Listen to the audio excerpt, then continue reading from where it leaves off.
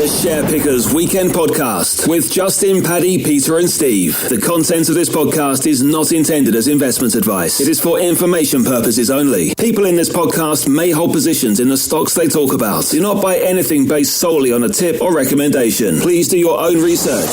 Welcome to the Weekend Podcast. I'm joined by Paddy, Pete and Steve. You all right, lads?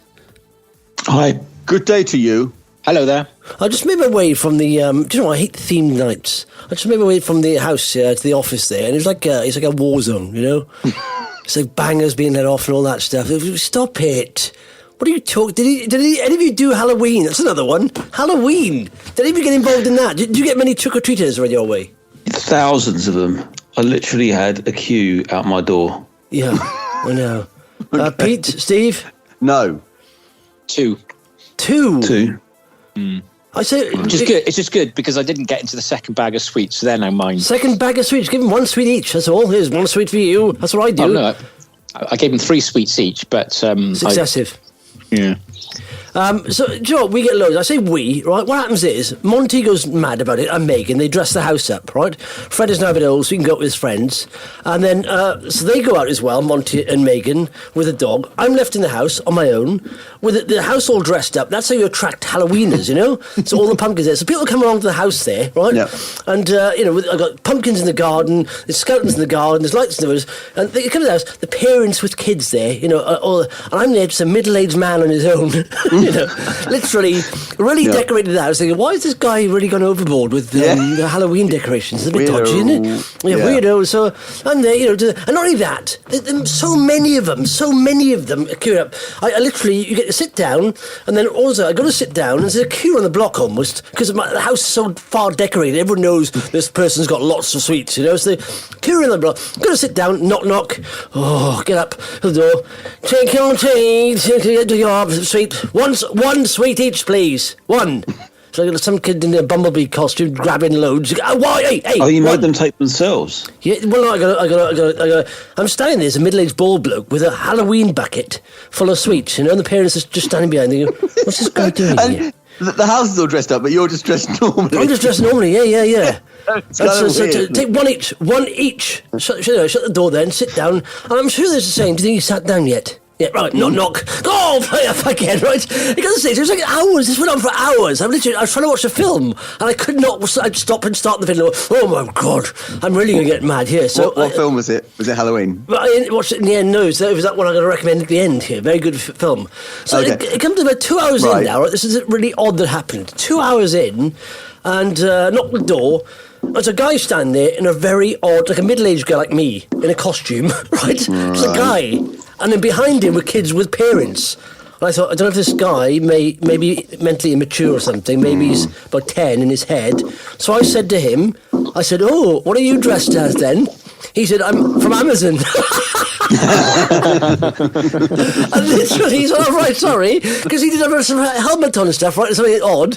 And they said, I've got your toilet rolls for you. Now, we order, right, like a month's worth of toilet rolls, right? So it's like a big pack here. So it's a group of, there's a load of people behind him in Halloween costumes and their parents saying, why is this middle-aged guy dressing up the house, attracting kids? Why does he need so much toilet paper? What is wrong with this guy? So I'm surprised I don't get reported over Halloween, you know? So I'm not a big fan of it. And literally. What was your sweet budget? How much did you spend on it? Oh, we had loads. And Monty came back with a carrier bag full as well. So this doesn't work, does it? So Monty goes out to get free sweets from your neighbours, and then you hand out other free sweets to the neighbours. Yeah. I think we make a net profit on the sweets. You do? Yeah, just about, I think. Did you get many that weren't dressed up? We had quite a lot that weren't actually making any effort at all, and were just... The Amazon guy, I thought. You don't give them anything, do you? Just kids. Yeah, but then they're gonna do some sort of trick on your house. And in Croydon, you don't want the trick. No, quite true. No, but teenagers coming along, they just want the sweets, don't they? Just go, come on, sweets. Don't even bother trick or just we know the deal. Just give us the sweets, yeah. Otherwise, we'll chuck eggs at your front window or something. So okay, here's the sweets. Sorry. But do you ever say trick? You know, when they say trick or treat, and you just don't. You just trick and shut the door. I've gone beyond that. I just say, all right. You don't even have to say trick or treat. Just take a sweet, get lost. Yeah. So sit down and watch the film. Just take your sweets. One sweet. One. Yeah. Some of them were just saying Happy Halloween. They wouldn't even There was no threat at all. Wish him happy Halloween back, and then close the door. Yeah, but I got to the stage where I felt so self-conscious a little bit with the kids there, right? That Ava, my neighbour's daughter, came round dressed up. Lee was parked, on the edge of the drive there. I got to the stage where I didn't even look at her. I was just putting the bucket out there, and she said, "Thanks," and said, "No problem." Didn't even recognise her. And Lee texted me, said, "Didn't you recognise Ava?" I said, "Sorry, I didn't even look." I got to the stage where I was sort of zonked out and didn't want to stare at kids in uniforms and costumes that I didn't even realise who I was giving sweets out to. So, No. I had one that was dressed up as a zombie Mother Teresa, which I thought was an incredible effort by the parents, sending their kid out dressed like that. Yeah, I think at a certain age, you can just get them dressed as anything, though. There's a kid there, Bumblebee. She was like 3 or something, just in case. This is costume. It's like, that's not Halloween, really. I should have said to the 3-year-old, that's not Halloween. Sorry. No, that's Halloween now is just about dressing up, isn't it? It's not about... it's the new age of Halloween. No, is it? Steve also, bumblebees are probably, there's more chance of you being injured by a bumblebee than a zombie, so that's probably, it's probably more realistic. I suppose so. Well, it didn't scare me, though. 3-year-old is a bumblebee. If a bumblebee was to come flying at you, you would be scared. So. And if it was the size of a 3-year-old, I've got literally bangers. Probably got it on the funny there. I keep turning around and saying there's bangers outside there. There's shooting at the window or something. But I realise this is Hampshire. It's not Croydon.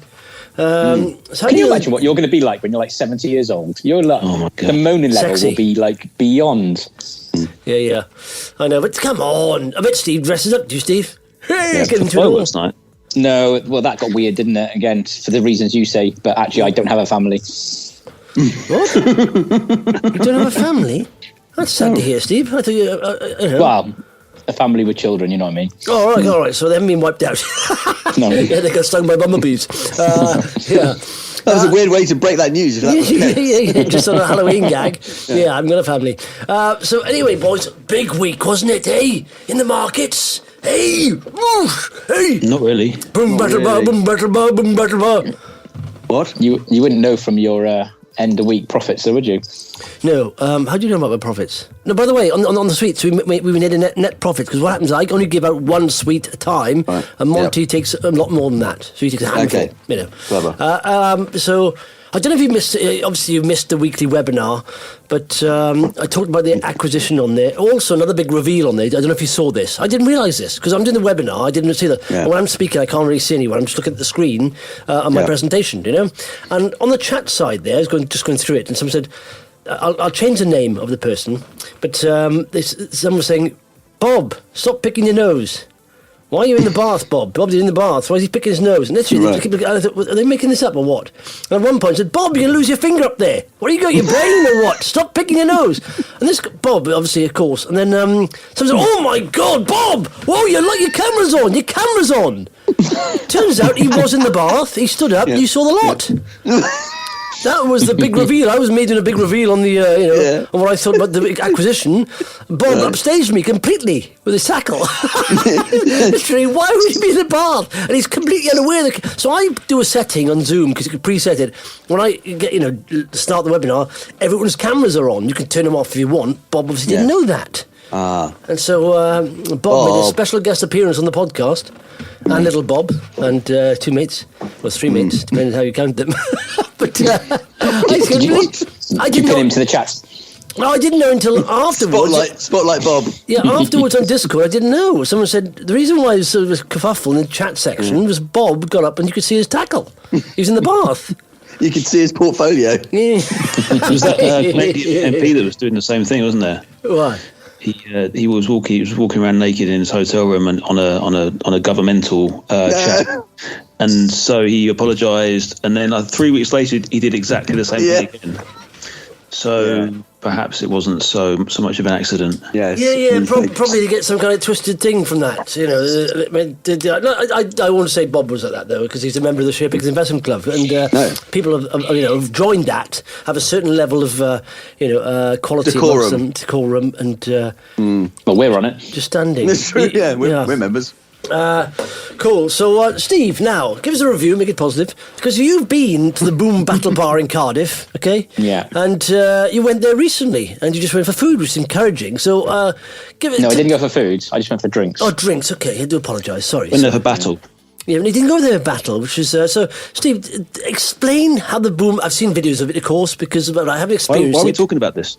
Yeah, do you want to... Yeah, sorry. So I was only talking about this bar in Cardiff. Yeah, we expected Escaping to announce a couple of new sites. If you're being a bit ambitious, maybe 5, maybe 10.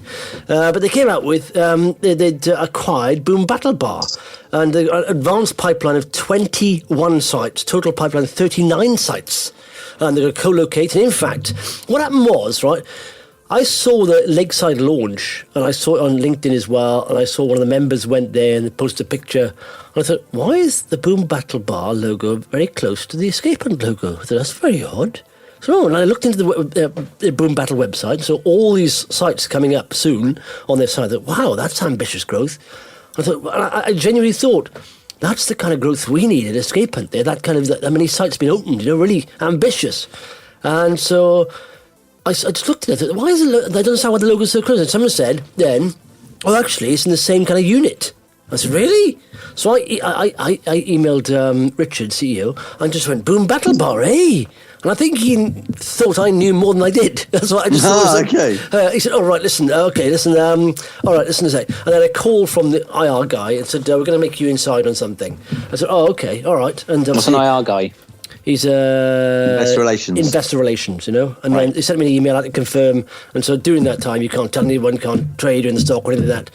So really, for 5 days, I had to hold a secret. I thought, wow, that's annoying. So very exciting, I thought. But Boom Battle Bar, they acquired these. Basically, at the moment, there's one owner-operator side, 4 franchise sites. There's going to be another owner-operator side by the end of this year. And there's going to next year, it'll be like...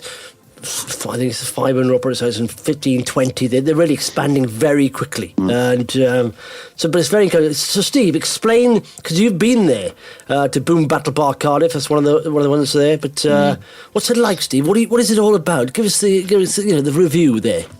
Well, I've got a friend who's on the inside as well, because he does these sound installs for one of the franchise. So, but from what I hear, the different venues are slightly different anyway. I think they set them up differently depending on where they're going. But the Cardiff size, ones, yeah. Yeah, depending on the size, yeah. So, because he did the Swindon one recently, and that's a lot bigger than the Cardiff one. Yeah. But it's basically it's 2 bars or 2 clubs or one old restaurant, one old club that they kind of joined together into this huge venue. And one part of it is the Crazy Golf with a bar in the middle. Then one end you've got the axe throw-in, and then interlinked between all the Crazy Golf, there's like little games you can play, and then there's another side which has got the virtual darts and actual darts, and just generally just a really nice place to go for drink. Because actually I went on Saturday and it was an international day for Wales. International, and usually it's crazy. You've been to Cardiff when it's a rugby day. It's absolutely mental. So I was quite interested to see what it'd be like on a rugby day, and I thought it'd be like ridiculously crazy. But actually, they kind of got it just right. So we could get a table. It's still busy in there, nice atmosphere, but not actually too busy. So yeah, so actually that was quite pleasantly surprising as well. How did the rugby go? So it was a good day out. Yeah, here we are. Marvellous. That's it. So that's ideal. That's all you want. What? Good day out. To be fair, when you Wales weren't going to win against New Zealand. Yeah, but also, what's nice about Boom Battle Bar there, you can just distract yourself with games. You don't have to throw some axes in anger. So they got TV screens in there, Steve. Are they for sport and stuff, or what? Not now. The axes gone through them. Yes, no, yeah. Obviously, I didn't. I was working during the actual game, but yeah, there are screens all over the venue. So it is like a sports kind of venue as well. So sports betting, gaming. Can you just go and play the game? So like a pool table where you put a quid on the side and you play the game. Yes, you can. Yeah. You can just rock up and go, I'll do some axe throwing. You can't put a quid on the table. What are you doing? We're in the 1980s here. We're not in the 1970s. There's a quid on the table. You literally just rock up and just queue up and throw some axe. Yeah, it's an app. Yeah.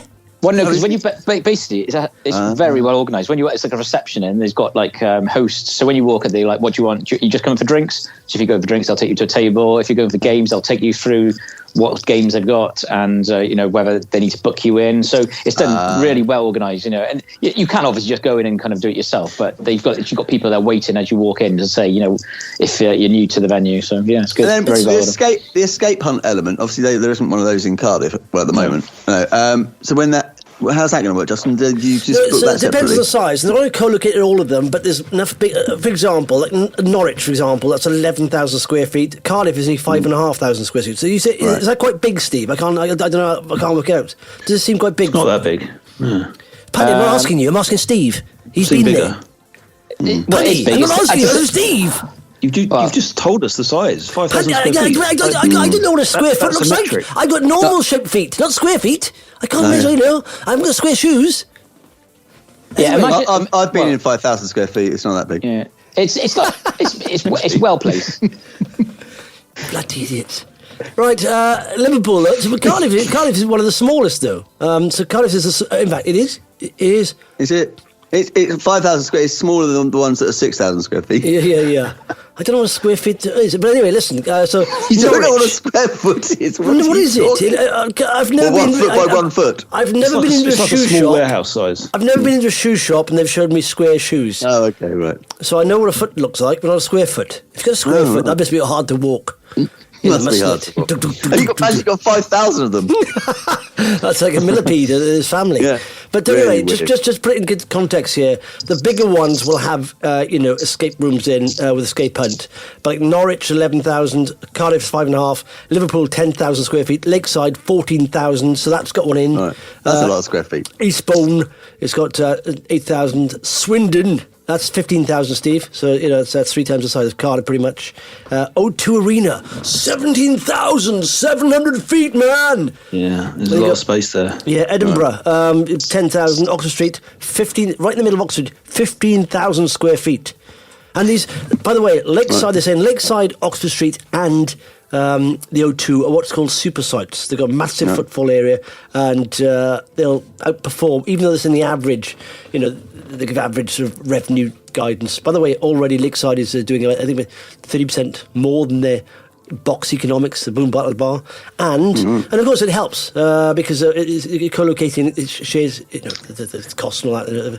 But by the way, so tell us more about the deal, Justin. How's this funded? What's going on? Right, I'll tell you more about the deal. Have you finished giving us all the square footage? I was quite enjoying that. Yeah.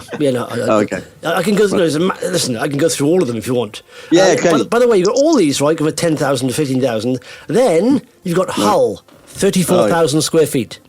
54,000. 34,000. That's twice as big as the other bigger one, the biggest one. And that is Hull. So they're turning Hull into just a fun pub and an escape room. That's brilliant, isn't it? So saying Hull really needs a bit of fun there. So they're going to turn the entire Hull into. Now, what's happening there? Because the operators and the owners of Boom Battle Bar also started up Flip Out. Now, Flip Out's a trampoline park down the road from me. We go quite often with the kids, and it's always busy. All the kids go crazy after the new session starts. So old session starts, they're running, bouncing around but so they got the option to buy Flip Out as well. They got an exclusivity option up to 2 years to buy that as well.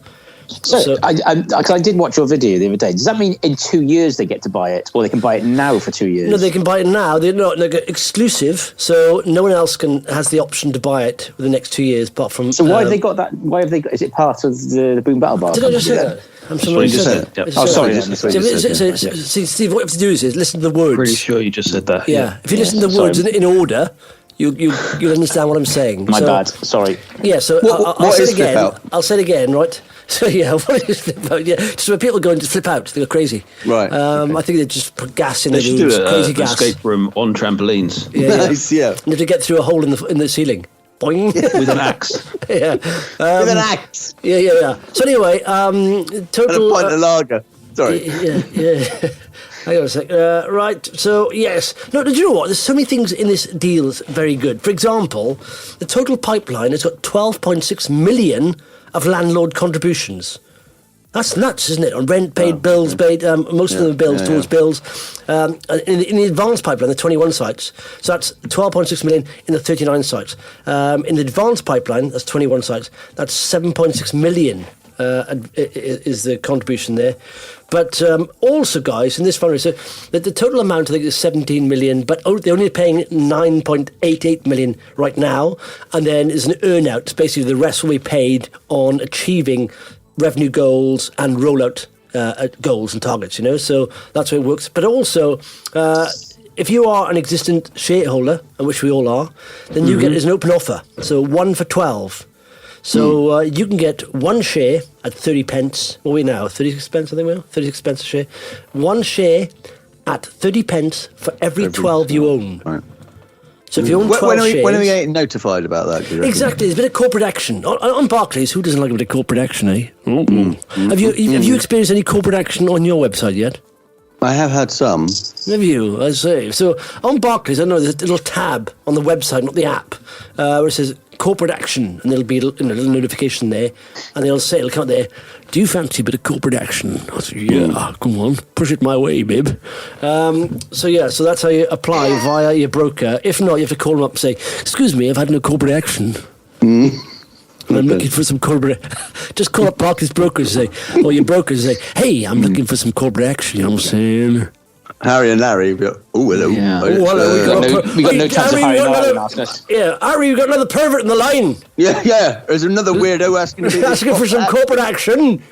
Yeah. What should I tell I him? might have to sell some Escape Hunt to buy some Escape Hunt. Does that work? I suppose it does, doesn't it? It does, doesn't it? But well, you said only 1 in 12. You can't sell anything, Pad, with the app you got, though, can you? So, Well, yeah. I mean, that's wishful thinking, isn't it? All you can do is accumulate. That's not a bad thing. Yeah. You could sell 8% of your holding, i.e. 1 in 12, and then buy it at a cheaper price, couldn't you? Yeah. Don't give traders that option. Just buy it. It's a business. Anyway, Steve, Pete, Pad, will you be taking up the offer of the corporate action offer? I think I will, actually, yes. Yeah, well, it's a bit of a no-brainer, really, isn't it? Yeah. Nothing's a no-brainer, Steve, unless you've got no brain. Good point. It's a good point. Yeah. That's a good point. Because I think at 30p, considering current price, it's a good way of just topping up, adding a little bit more to my holding. Oh yes, who doesn't like a bit of corporate action and adding it to your holding? They're changing their name as well, aren't they? What now? Yeah, it's called the XP Factory. Why do they call it? Why? Why? Because it's not just escape rooms now, is it? It's not escape hunt, is it? It's a leisure business now. So what does XP stand for? Experiential? Probably. I'm waiting for the downer from Paddy on this. Come on, Pad.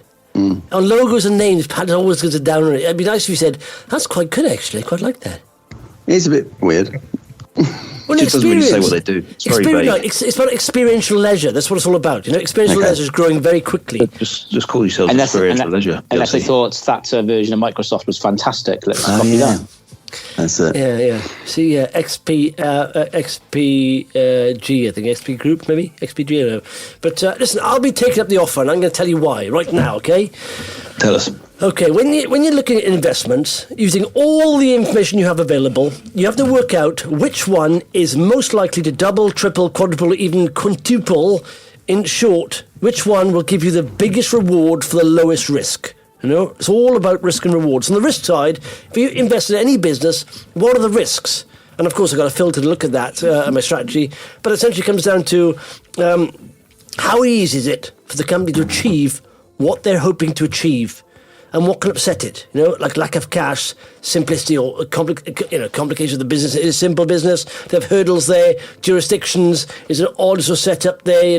So all that stuff. On the reward side, you just weigh up how much upside can be achieved in relation to the current valuation. And now, if you look at it, look at your portfolio. Imagine you are a business owner now, right? You own a share of Boom Battle Bar and escape rooms here. I quite like this as a business, and I think they've got a map there. All they have to do, we know about this, there's demand there, okay? All they have to do is get decent locations, and we said this previously. All they need to do is get decent locations. Now, they've got these decent locations, all they have to do is open it up. They've got the cash. And in fact, with a lot of these Boom Battle Bars are franchisees, very capital light. And I think they've got, 18 franchisees already signed up agreements to take on franchisees to the sites. So that they basically pay to get it built, but there's also capital contribution from landlords, and they get fees. So very little, capital weight on the group's side. But so if you look at it now, how easy is it for Escaping to get to 50 sites, Boom Battle Bar to get 100 sites? I don't think it's that hard at all. They're on the way there. They're nearly there. All they have to do is open them up. So, in short, a re-rating is not based on hot air, hype, hope, potential. It's based on cash flow coming from sites and operations that will be happening. They've signed legal, contracts on most of these exchange. 2 are already in build right now. So, it's happening. There's a big one. O2's in build. I think Oxford Street's in build. And they are one of the 3 super sites. In fact, these super sites, right? They are, I'm looking at they could be generated, on these 3 sites alone, they are likely to be generating about 8 million in revenue from these 3 sites alone. Just these 3 sites. Yeah, wow. That's amazing, isn't it? So I just think, if you look at it, and if you look at the rest of your portfolio, think how much visibility do you have on getting to the goals that you think you're going to get, say 5 bag or whatever it's going to get to. How likely are they to get that? And right now, that's why I said in the video before about roadmap. All Escape have to do is get the sites. And to me, now they've nearly got the sites. So that to me, this has de-risked it. Why can Boom Battle Bar expand so quickly? And Escape Hunter doing it a lot smaller. Is it just more the logistics? Because you know what? If you are if you're going to take a lot of square footage, if you call up a commercial landlord and say we're going to take a lot of square footage, you get more flexibility. It's like anything, isn't it? You're buying bulk. It's like the big supermarkets buying bulk. They get better prices on their goods than anything else. So you are buying in bulk. So if you sign up for lots, you get a good deal. And so realise Escape Hunter could try and find 3,000 square foot sites. Everywhere, but they wouldn't get a good deal because they're not taking them as big an area. Now, they just joined in with, or acquired them. Originally, I'm assuming there was talk between the companies saying, could we co-locate some sites? And they thought, hang on a sec, if we just bought out Boom Battle Bar, we got access to all their sites. Because the guy behind that, very sharp, the guy's now joined the board, actually, by the way, very sharp, they've done it with Flip Out, so over 50 sites Flip Out, they've done that before. So it's a proven model of rolling out, and it's doing very well, Flip Out. So they just thought, okay, either we can piggyback or we can just buy them up, so eventually you get a better deal, Steve. Better deal, better options, better leases, more capital contributions. So it's just better for everyone. And of course, does that mean Escape Hunt in theory would grow quicker now with more sites? Yes. Now they got that. Yeah. Already, I've seen the broker note, and the average revenue per site has gone up by $100,000 a year. So before it was £500,000 a year. And 150 EBITDA. Now it's gone up to 600,000 a year, and 180 EBITDA, and that's not including these super sites will do double that. So I think the average will go up again. So yeah, and if you look at it, when you're doing an escape room, right, what you're doing there is say just the standalone sites. You go in there, do the escape room, leave.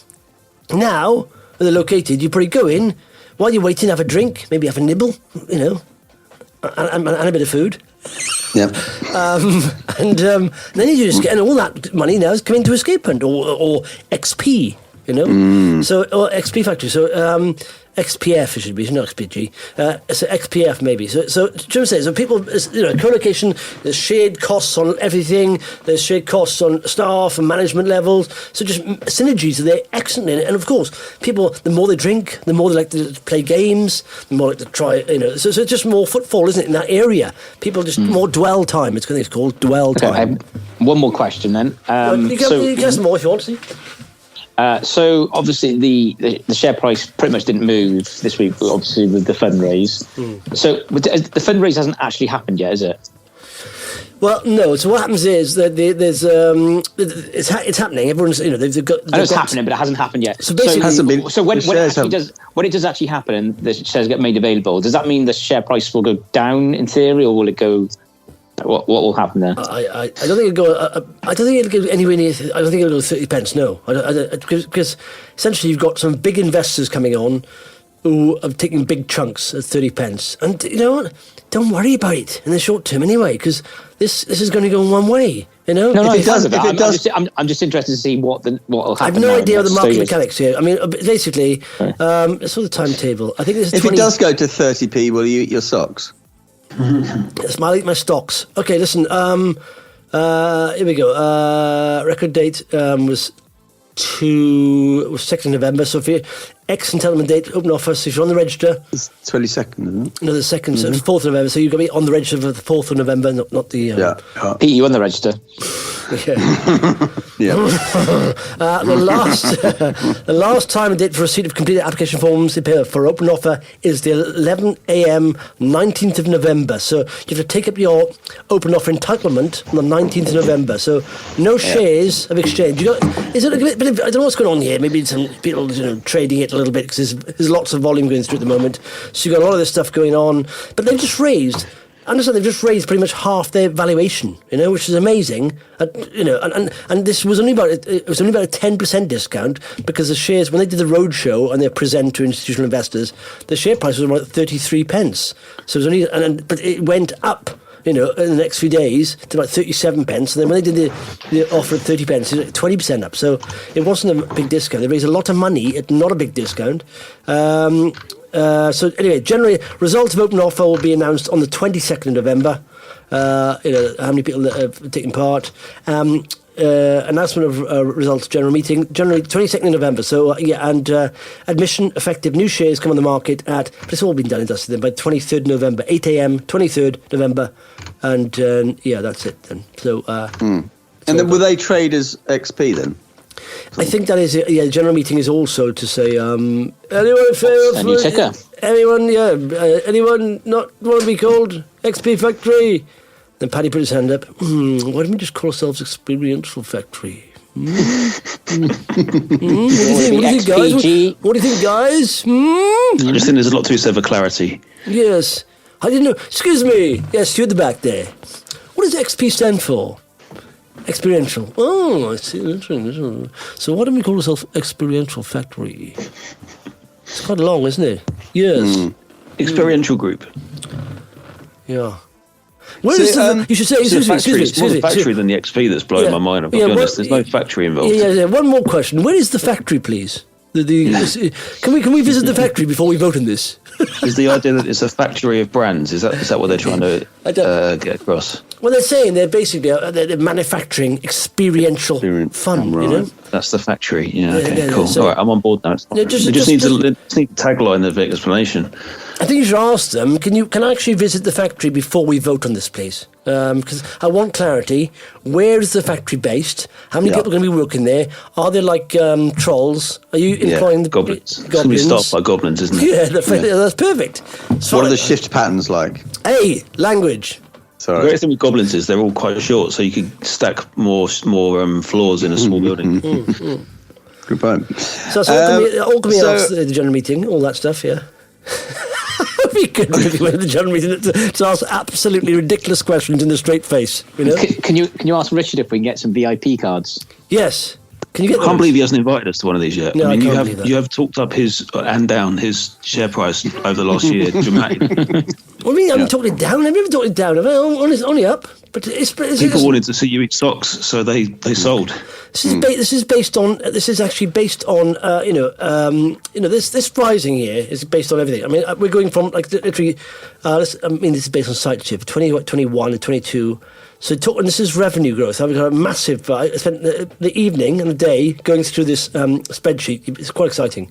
Revenue growth 2021. This is a full year 2021. So it's 12. This is based on the 12 sites are going to hit at the end of this year. It's based on that. So 14.5 million revenue, going up to 28 million revenue the year after. Ooh. 36 million. 44 million, 52 million, 60 million, 66 million, 73 million on an EBITDA times 10. You're talking about upside everything from 5 to 20. If it's between 10 and EBITDA 10, is that you're talking about 500% gain. EBITDA of 20, you're talking about a 10 bagger. I think this will be a 10 bag because if we see what they've done, like I said, lockdown, pandemic year, they've really grasped the nettle. They've taken advantage of the soft property market. They've done things that exceeded expectations. I think this is just a start. I really do. So how are you calculating the EBITDA when the company doesn't actually exist at the moment? Because they've got models there. I've got a broken with all the margins on there. So but broken egg's got to be taken with a pinch of salt, isn't it? No, if you look at the margins, isn't they? The margins, for example, I'll tell you the margins, right? Escape and owner-operated sites, 30% EBITDA margin, right? You've got franchisees for Escape, and they are 75% margin, of course, but less revenue coming in, so higher margin, less revenue. Remote and digital, 80% margin on those. Boom Battle Bars, operated bars, they're 22% EBITDA margin. On the Boom Battle Bar franchisees, 85% margin. That's good, isn't it? That's wow.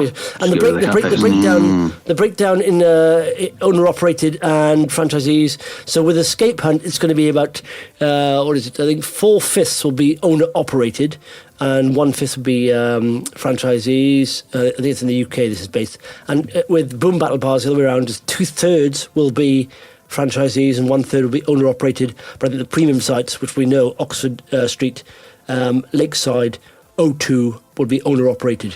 So, yeah. And then, so the large share capital will be over 100 million shares now. Yes, it'll be. Well, at the moment, it's 138 million. That gives you a market cap of 48. They've got 7 million cash now, so it's an EV of 41. Okay. Yeah. I like. Okay. I think it's. I like it. I like it a lot. I mean, there'll be a bit of churn, In the, like I said, there'll be a bit of churn here in the share price a little bit, but sooner or later it'll start to re-rate because we're getting a lot more revenue coming, a lot more EBITDA. I think we should definitely go to one. Yes. Let's sort that, shall we? Well, Richard did say, I'll invite you down when you want to get a special guest if you want to at Lakeside. So yes, let's get the entire Sharepickers Investment Club down there. We'll fill out the entire place. The naked guy. We'll have to go to Hull, I think. Yeah. For the big one. In Hull, there's going to be a flip out as well. There's a flip out, Blue Battle Bar, and that's perfect for me. I want to see Bob on a trampoline, I've got to be honest. That is perfect for me and the kids, though.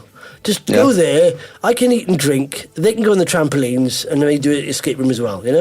I just think this business has got more mass appeal now, isn't it? There are people who love escape rooms, absolutely love them.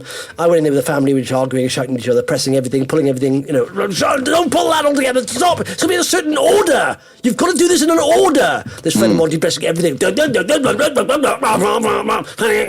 your hands off it. So actually, I had to lay on the floor at one point. I was so stressed. But I would think Boom Battle Bar would suit me a bit more, than escape rooms. But I see people love escape rooms and don't understand the Boom Battle Bar bit. But so the extra, do you know what as well though? What's very good here is that with escape rooms, the marketing potential is minimal, really, because they're not allowed to show the content of the rooms, So they've got to keep that secret. Now with Boom Battle Bar, it's the opposite. Showing the content of the actual, the bars there helps hell of a lot. So if you do, for example, a Google search for escape hunts and escape rooms, you won't see a lot. There's people standing in the foyer just having their picture taken, It's not like good. But if you Boom Battle Bar, you've got axe throwing. And in fact, you see that I tweeted out. There's a guy in Time Out said, where is it? I'll scroll down. A guy at Time Out wrote about it, and he said. Somebody is opening a massive axe-throwing bar on Oxford Street.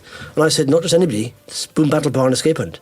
And they got a picture there of a guy, they used this one guy with some kind of Bavarian sort of, almost like a military costume, with a big top hat.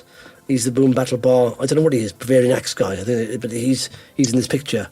So it's very much marketing friendly, it gets a catch, and I think they just include that boom axe thing in there just to get that kind of because if you Google it, most of the journalists, you could say lazy journalists, I won't say that, are focusing on the axe throwing thing, when it's a lot bigger than that. It's 21 different games they can have.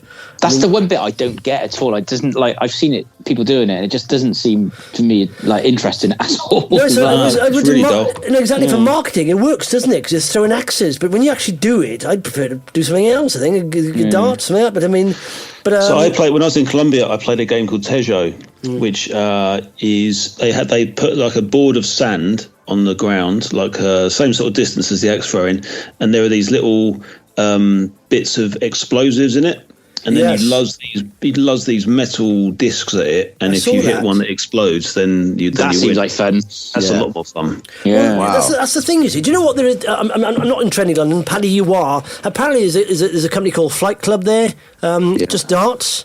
I think, well, if you get a board of that. The business model's down the drain, isn't it, really, a little bit? And there's another one as well, the shuffleboard, I think, isn't it? I love shuffleboards. Well, there's a new one in London called Sixes, which is like cricket nets. Yeah. So what I'm saying is, this someone just called this, when one of the Sharepickers Investment Club guys went to the Lakeside Escape and Opening, he talked to Liz, the marketing manager, and someone else said they're calling Boom Battle Bar the behemoth of leisure entertainment. It's got everything.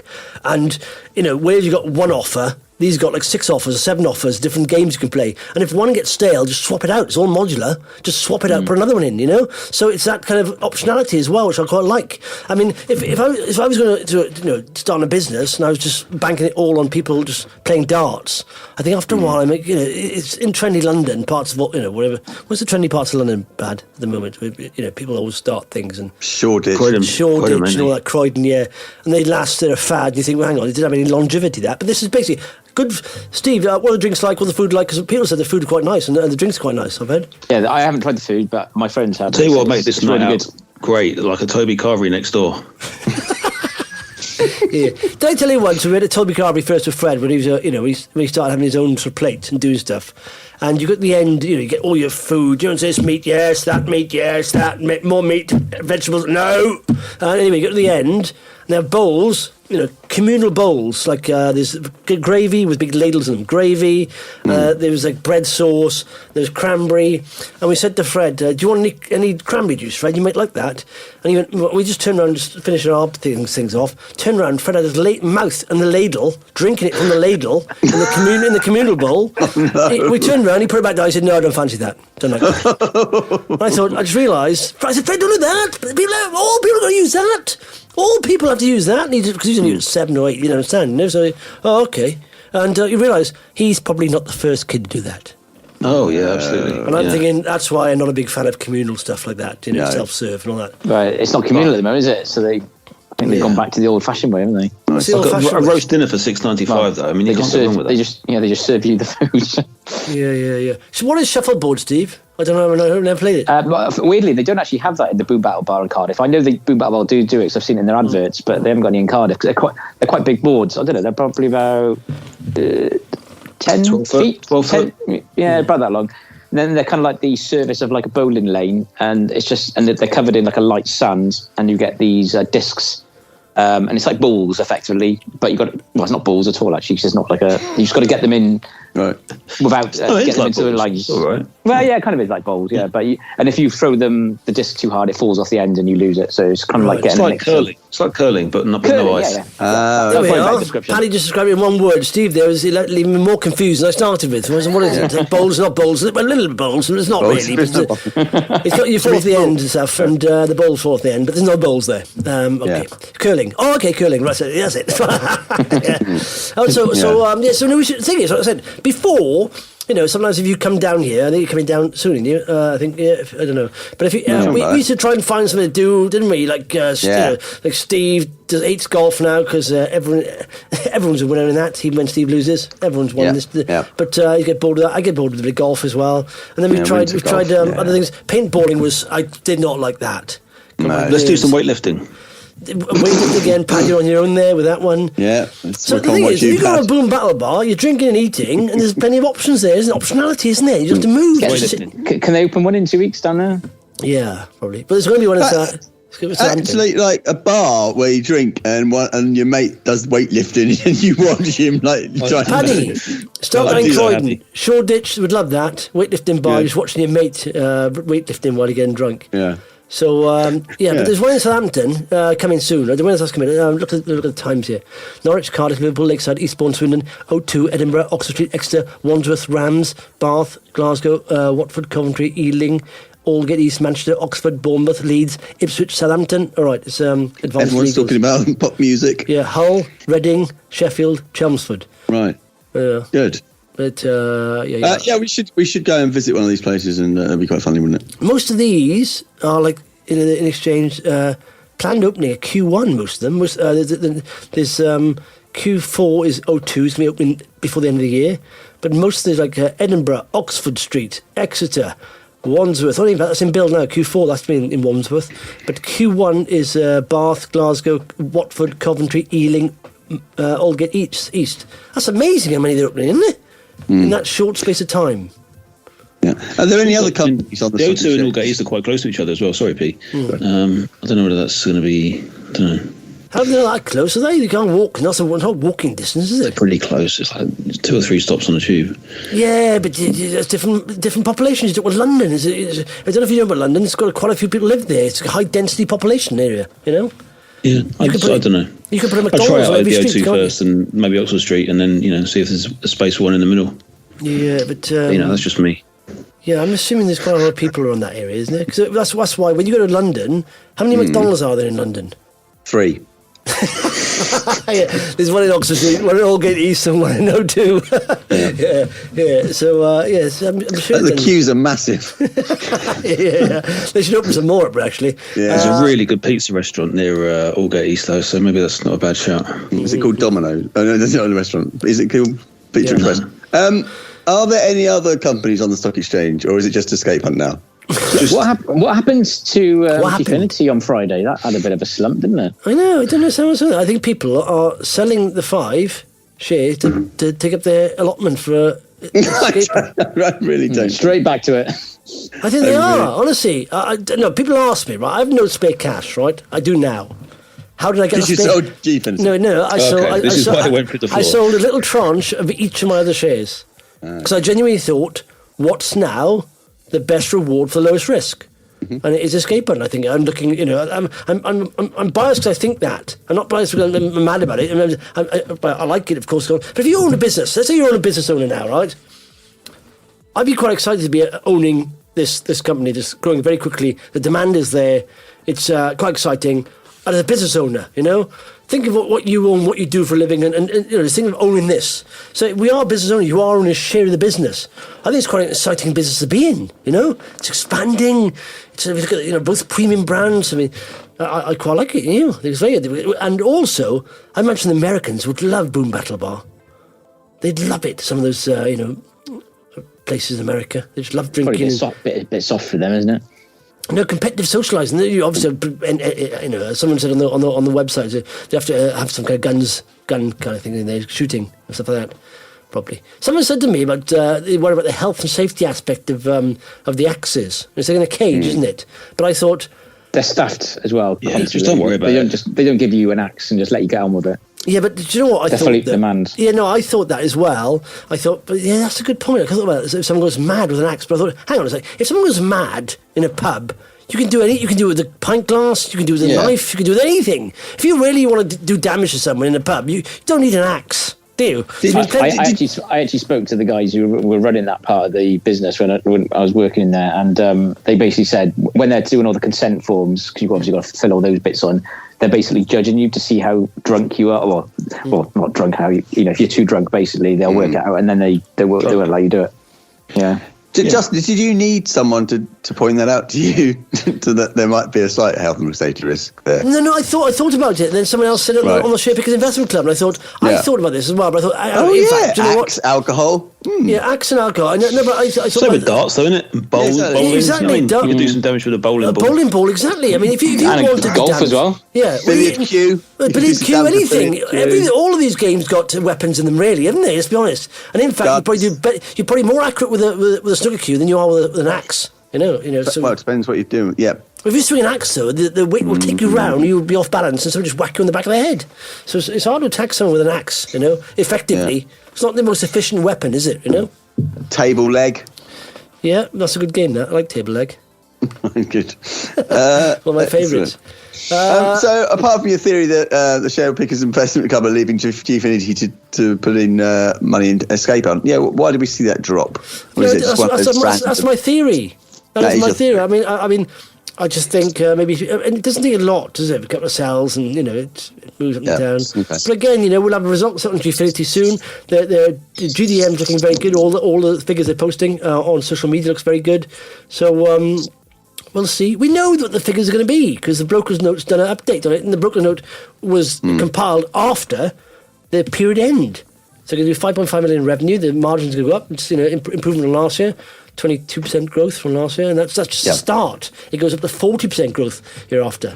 So I've got a new. Do you know what? I've got a new ratio for measuring value of a company. It's very good. And do you know what initials are? Good initials these are. Yeah, go on then. I'll give you the metrics. You try and find a good initial, right? So sales is one metric. Okay. Right. Growth is another metric, and enterprise value is another metric. Now think of a little. Quirky little, sort of connect. Eggs. Well, that's quite good. Eggs. Veggies. Veggies. Well, it's value enterprise, I suppose. Growth. And it doesn't work, yeah. Yeah, eggs and veggies are good. That's quite good. No, not very good with anagrams. Is it anagrams? Is that the way Is it seg? Is it seg? Fancy having a gran called Anna. A gran? Yeah, anagram. Well, no, that's not gram. That is good. Right. Is it going to be Jebs? What's the most popular investment team? What's the most popular investment team at the moment? Hydrogen. ESG. G. Yes. Enterprise value, sales growth. She's got the enterprise value, right? You divide that by I'll be honest, it wasn't that good. We won't forget that, will you? People think ESG, that's that ratio metric. So divide that by the sales. So let's say you get enterprise value of 10 million, sales like 2 million, for example, that's 5, right? And if you get the growth, then you divide that by the growth. And if it's less than 1, it's a good deal. So it's 20% growth to 5. What's 5 divided by 20? I think eggs is better. See, Paddy's got an obsession with his logos and names, hasn't he? He can never agree. Have you ever had anyone, Paddy, launch anything new with a new name and you said, that's amazing, I love that name? I'll tell you what I saw this week that I thought was interesting. Like the BBC has spent so long with it banging on about this new logo, but there are still like several of their channels that have got the old logo on it. Like I've rebranded some TV channels before. It's not that hard to just switch the logo. Just switch the logo, guys. Like change that JPEG. Like it's... Yeah, but maybe they're not on one server. Maybe they've got 2 different channels and all that stuff. They're going to just. Oh no, I'm sure there's a little complex job to be done. But like, essentially, the BBC logo on the BBC News channel it's just a vector. Just change it. Yeah, like maybe they got. There are so many channels. Maybe someone forgot they got BBC 4, BBC 5, BBC 6. Do you see that thing? I mean, do you see that thing today? You know, Nicky Campbell's gone from BBC Radio 5 Live, and it was funny. I think it was at the Open. I think it was in Kelton Manor in Newport. And this woman came down to see this golf, and she was from Brecon. She was drunk. She said, "Oh, there's raining," and she said to go have a couple of glasses of champagne, And she was talking to him. She had no idea that he was famous or anything, or quite well known, Nicky Campbell. And she said, "What did she say?" He said, "So are you famous then?" She said to him. He said, "Well, I wouldn't say it. Where's Jason Mohammed?" Right? And he said, "Where are you from? Which channel?" He said, "Channel 5." She said, "Channel 5? Radio 5?" He said, "Is there a Radio 5? He said, "Yes, it is Radio 5. I'm on it." He said, "No, there's no Radio 5. It's Radio 1, Radio 2. She didn't know anything else. So I suppose it's like that. They've got so many channels, they just forget to change the logo on some of them. And so the guy in charge of the logos to say, "Have we got a Radio 5? Have we got Radio 6? How many radios have we got?" I didn't know we had radio. I thought Radio 1 and 2. But that's the issue, Pad, Maybe. What did they actually change the logo to on the BBC? I can't see any difference. It's called CCB. So they've got their own font now, because the font, the sans serif they were using before was designed by a paedophile or something, which was really seems a really strange reason to change the logo. So they just changed the font of the BBC. Changed the font, yeah. So it's slightly smaller. Exactly the same. It's their own BBC serif or something it's called now. Let's be honest. If someone did design a logo like that, who's going to make the connection? Well, no one. But but they would have been paying a fee every year to use that font. So I guess they decided they're going to make a saving. Is that true what you said? It was designed by a paedophile. Yeah. I don't know. Yeah, I think the guy who designed it, there was some misdemeanor. No, but hang on. There's a misdemeanor. Yeah. And there's being a paedophile. There's 2 different things. Has he been arrested for speeding or the parking fine or something, or is he a paedophile? Because that's a big gap there. Yeah, and if he's not, that's a fairly serious bit of slander. Yeah, I think we're stumbling into slander here. So let's cut this bit out. Let's say his name was paedophile. Let's leave it there. Okay. Do you see this? Do you see that Pfizer board member Dr. Scott Gottlieb says the COVID pandemic could now be over in the US by January? It could be over. Now he's a board member of Pfizer. This to me makes me question science a little bit. The money talks, doesn't it? He's a board member of Pfizer who just released this pill that says if you take this pill, it'll reduce hospitalizations and deaths by 89%. Now, is this in any way linked? I mean, commercially, him saying that because he's a board member. And he's Dr. Scott Gottlieb. He was the voice of CNBC. He was the one everyone trusted. After that older guy got sacked by Trump. Trump didn't like what he said. So Trump sacked him. But I think that's a bit dodgy now. I mean, I don't question the efficacy of the drug. But I mean, how can you say it'll be over? It can't be over, can it? It's a disease. It's like flu. It'll be here. Well, the pandemic will be over. Yeah, the pandemic will be over. Oh, the pandemic, Scott. Okay, Dr. Scott. Okay, I got that. So it's no longer a pandemic. Yeah, have you been watching anything from the COP26 thing? No, I haven't really. We've all figured out what COP stands for now, haven't we? Greta annoys me. She's a bit annoying now, isn't she? Yeah. Blah, blah, blah. Yeah. Yeah. She's quite good I'm all for for her her age. calls and everything, but she is just annoying. She's good for her age, though, isn't she? I mean, she's quite clever. She's pretty special, isn't she? I mean, she's achieved a lot for her age. Let's be honest. And apparently, he was just sitting outside Parliament, wasn't it? In one of the Scandinavian countries, very cold as well, doing that. In Stockholm, wasn't it? Mm. Yeah. Did you see that? But anyway, COP26. Steve, what does it stand for? Pete, Pad. It was Conference of People. Yeah, of parties, 26. And I presume it's 26 the times 26th one. Yeah, okay. Hang on, say again. What? Who said what? You both talked over each other there. Just Pete. What? I was just going to say, I presume it's the 26th event. It's the 26th event. Yeah. You presume right, Stephen. But I don't know if you saw Jeff Bezos. He said his Bezos Earth Fund will spend $2 billion restoring landscapes and transforming food systems. Then he told the conference, right, in Glasgow, that he'd grasped the nature's fragility when he travelled into space. See, that's the worst excuse ever, isn't it, for building a carbon-based fuel-burning rocket and just shoot it up. It's basically, you've got so much money, you just want to burn money in space.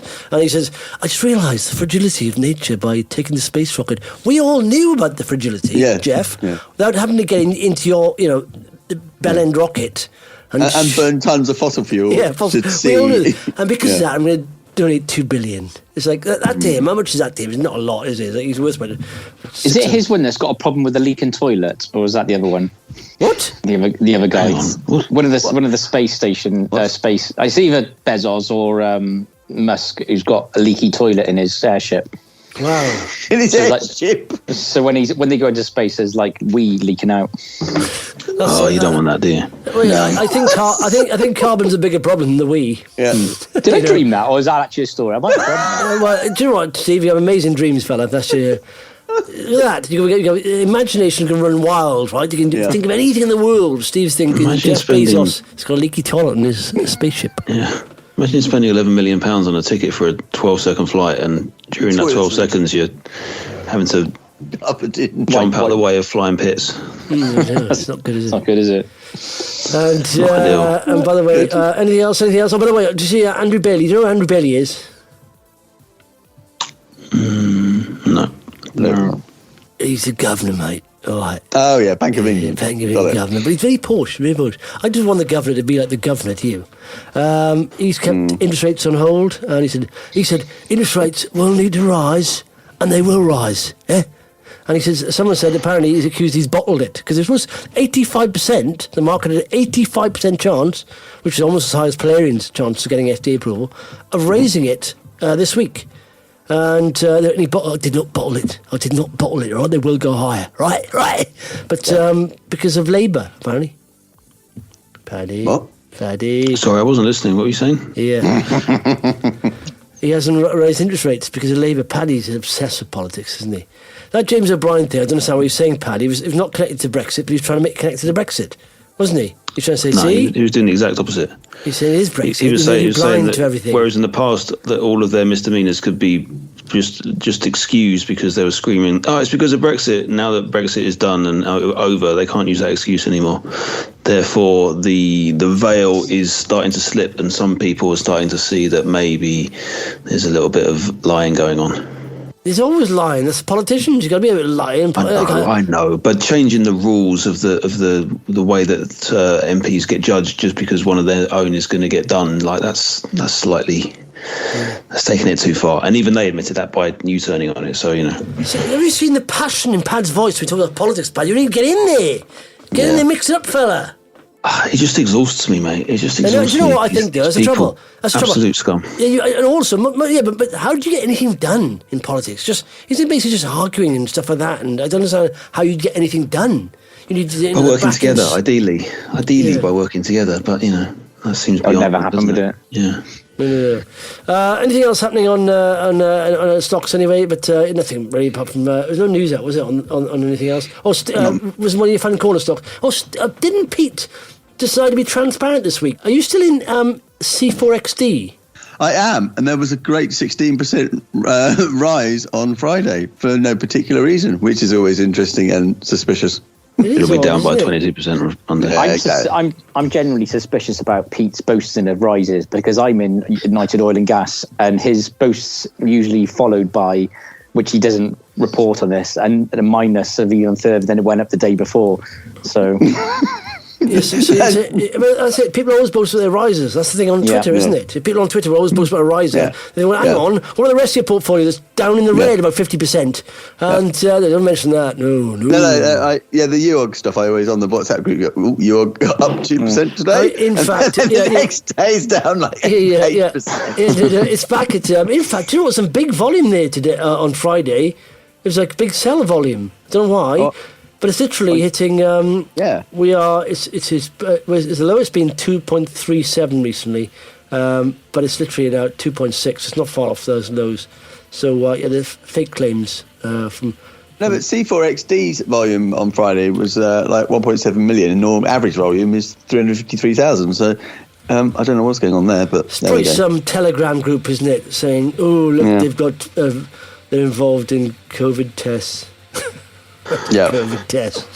There are companies, people hold stock in companies that do COVID tests, and they've been talking about the date when they get a big contract from the government for the last 6 months, non-stop on Twitter. But I think I've seen a couple of people pack it in and say, I can't be bothered anymore. It's done. I'm done. And every time they come out, it's coming. The new contract's coming, and it never comes. I'm thinking, at what point? That's hope, high potential. That right? That's not based on any sort of revenue or anything like that at all. Just hope that the contract will land. But there's talkings and whisperings and nudges and winks and all that stuff. How long do you hang on to that for? I don't understand. You know. The other bit of news this week was Asia Met announced their strategic development partner, which is kind of like, and it went down. Yeah.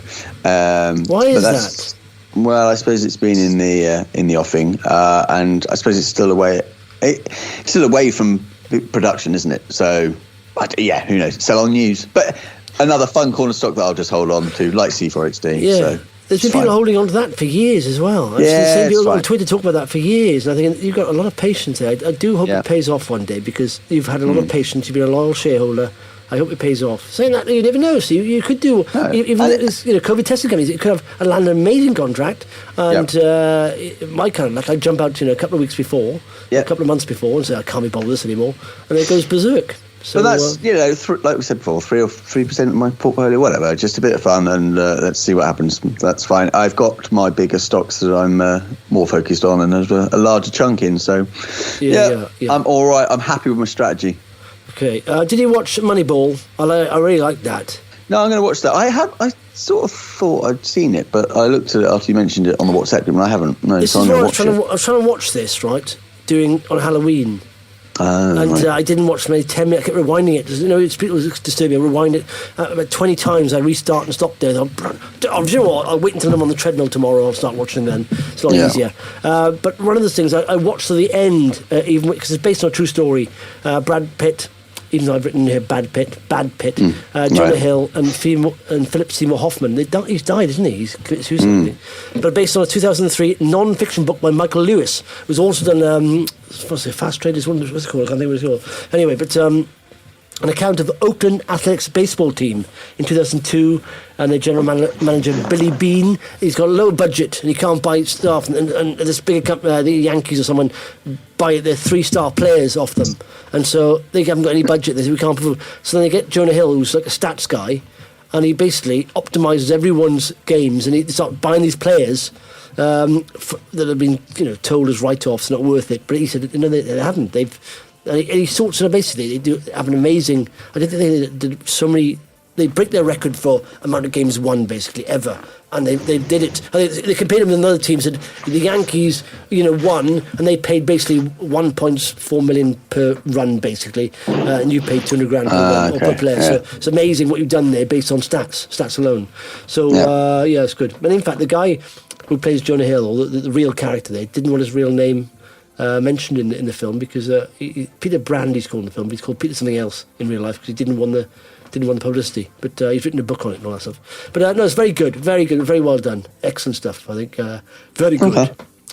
But Johnny Hill's got he's a good actor, isn't he? And Brad Pitt actually, but and Philip FSH. Anything worth watching, boys? Anything? No. Thanks. Paddy's turned off. Just listen to the radio. And Steve's cooking his rice. Steve, anything worth doing? Steve! He's gone. Stephen! He's got the rice on. He's had enough. He's actually gone. Stephen! Sorry, I put mute on to cough and I forgot to put it back on. I was talking to you, but you couldn't hear me, obviously. Yeah. Anything worth watching, Steve? Because you normally watch some good stuff. I've just started watching the 3rd season of You, actually, which is very good. I'd highly recommend that. The EU? No, You. YOU. This is one of these shows which everyone's getting excited about the 3rd series being out, and I've never even heard of it. What's happened to season 1 and 2? Have they just gone straight to 3? I never heard of it. I've been watching it through season 1, 2, and 3. So what channel is it on? Netflix. Jesus. I've exhausted Netflix now, basically. After Netflix needs to do a better job of marketing. What's that other one? I was looking for Ted Lasso and I couldn't find it. Where was that? Where is it? Disney Plus. What? Oh, Disney, is it? That's Disney. An Apple. No, it's Disney. Apple. Disney. One of the two. Yeah. Apple. I couldn't find it on Netflix or the BBC or anything else. I thought, what the hell is this thing? I went on Sky. You won't find BBC on Disney. No, that's not there. But is it worth watching Ted Lasso? It's a funny one. It is entertaining. It's I don't know. I was surprised how much people were raving about it when I first started watching it. It's quite simple. It's sort of like the British Empire. Do you remember that? Oh no, that's put me right sort off. Like that. I used to love the British Empire. Oh my god. Right, the British Empire, I'd forgotten about that. The production values are like it's an old school British sitcom, but just with an American star in it. It's not particularly it's not like flashy or anything. It's just very simple. Yeah, but the British Empire is really overacted and Colin. It's underacted. So really, 70s, almost 80s, sitcoms that are really overacted. Yeah. I hate that. I like more real stuff, more real sort of comedy that's closer to reality rather than just nonsense, dramatised. It's genuinely funny though. Trash. There are laugh out loud moments in most episodes. They're just it's quite a weird concept. That's why I hate musicals. Just overly acted, everything overly dramatic. I hate such that. a joy. I hate that. I mean, that is what musicals are, isn't it? That's the whole point. Yeah, they sing about everything. The most mundane things in life. Musicals. I agree with you. They're absolutely terrible. I've got an itchy back crack. My back crack is itching. So what? Although La La Land was quite that? Just musical? Or was that just a film with songs? Yeah, exactly. Right. Anything else? There's plenty. Great chat, guys. Let's do it again next week. Okay. ESG. Bye. XP. F. Cool. Thanks. Well done. Bye. Bye. Bye. Bye. The Share Pickers Weekend Podcast with Justin, Paddy, Peter and Steve. The content of this podcast is not intended as investment advice. It is for information purposes only. People in this podcast may hold positions in the stocks they talk about. Do not buy anything based solely on a tip or recommendation. Please do your own research.